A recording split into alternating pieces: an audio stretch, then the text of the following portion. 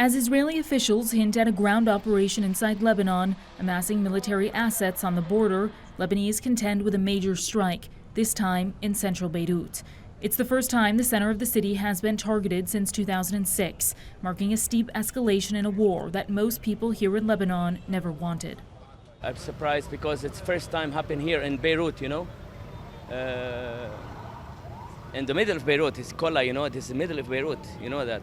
It's supposed to be in Dahi or somewhere else because the war is not for us.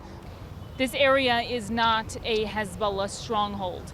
Foreign nationals, Syrian refugees, and Lebanese from across the political spectrum live here. For them, the message here is clear.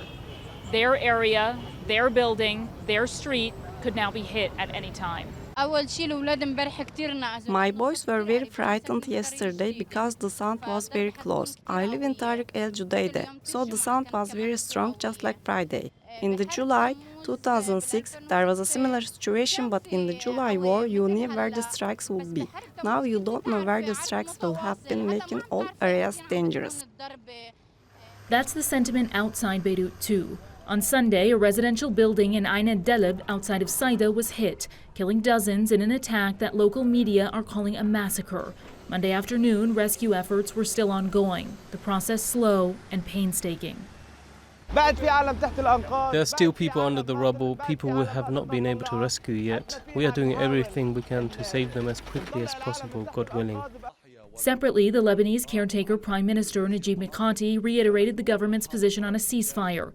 But as he spoke, so too did Hezbollah's Deputy Secretary General, who reaffirmed that they would not abandon their fight, even in the aftermath of Hassan Nasrallah's killing. The Islamic resistance will continue to confront the Israeli enemy in support of Gaza and Palestine, in defense of Lebanon and its people, and in response to assassinations and the killings of civilians. Caught between a leadership in disarray and an intensifying Israeli bombardment, many who still have houses are staying in them, praying that this storm of violence ends soon, even if that doesn't look likely at all. Priyanka Navani, TRT World, Lebanon.